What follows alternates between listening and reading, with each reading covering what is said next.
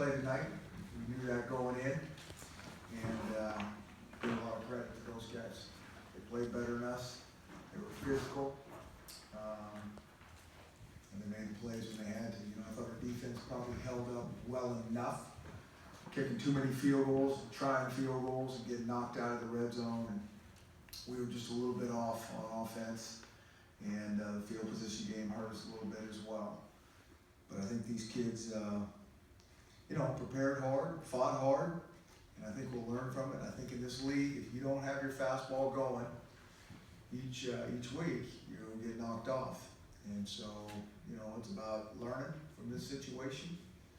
You know, once we stop feeling sorry for ourselves, about 24 hours, and regroup and figure out, you know, how we grow from this, how we be better from this.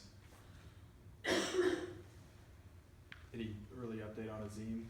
You know, I have no update. They didn't tell me anything. I know when one of our guys gets carted off, it's not going to be good. But I didn't even see our trainer, to tell you the truth. What did you think of the win, Jacob? What did you think? Well, I thought he was under a lot of pressure, and I think when we can't run the ball like we'd like to, stats are probably a little bit misleading with the sacks in there, but we certainly still didn't get into that rhythm, that flow. You know, we just I think we had, you know, a little bit of explosives early on, and then we got the one to John, but really in the second half we really just got one play that was kind of explosive, and that's not going to really work for us. We got to do more than that. What were they doing to slow down the run game? Yeah, we got to put tape on. You know, I think they were they were defeating blocks. You know, and they were physical guys. We kind of knew that going in. It's a big physical defense, and so our front seven was shedding blocks, and you know, they did a good job playing soft enough on the back end, kind of keep things in front of them. You know, we had a chance down the road to hit a ball to one of our guys that kind of got tangled up. And you're only going to get so many chances to strike, and you got to capitalize. Certainly, we get a red zone, we get a turnover, we get no points out of it. You know, that's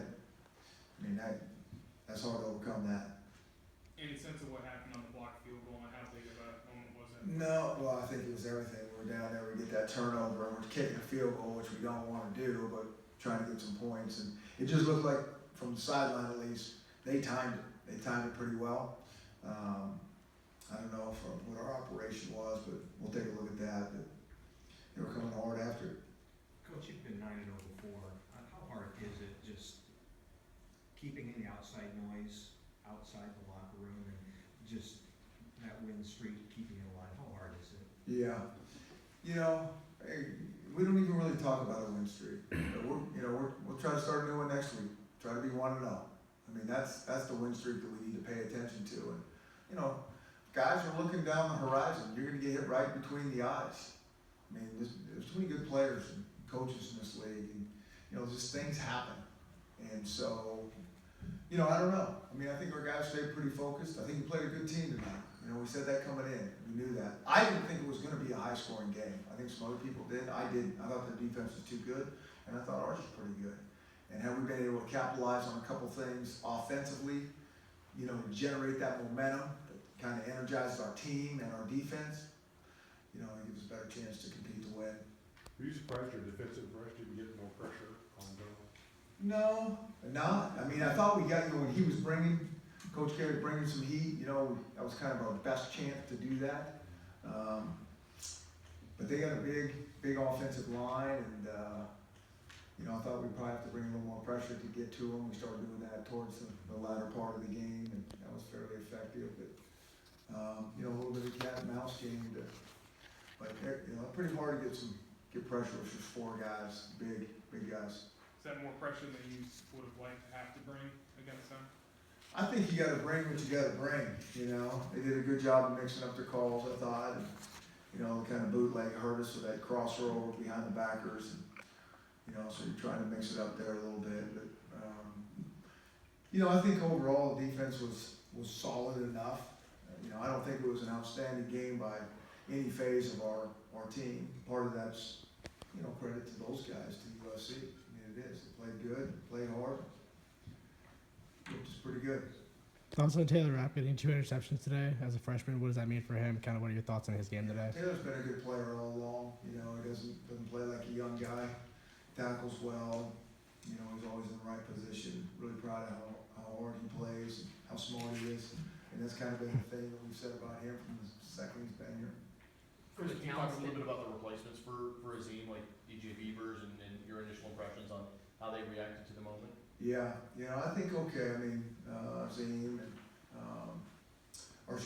DJ Beavers and Ben Burke-Kirvin and Brandon Wellington and all those guys kind of been working in there as the season is, you know, throughout the season, because these things happen.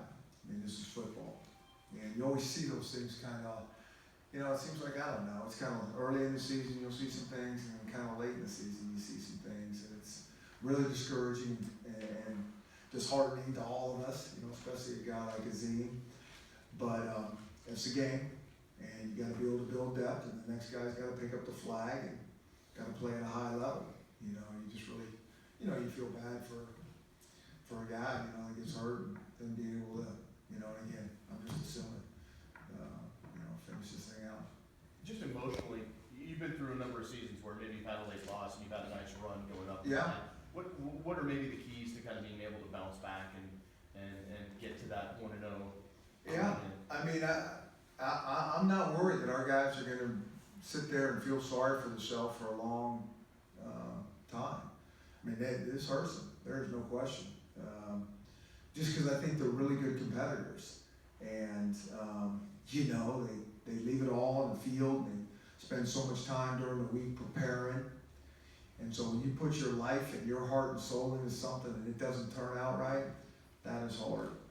And I don't think it has a whole lot to do with, you know, winning so many games in a streak. I just think it's hard when you lose and you put so much into it. But we'll regroup. We'll be back. And, you know, those kids they'll be resilient. We'll go reload and see what we got.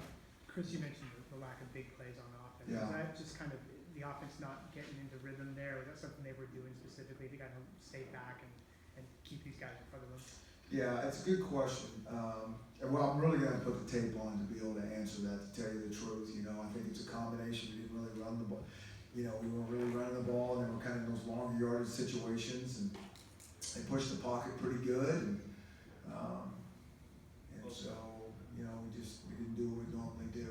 But I think a lot of it comes down to the run game a little bit, being able to do some of that. And, you know, I think when you play a good team, you're only going to get a handful of chances to make something happen, and you better capitalize, or, you know, it could be trouble.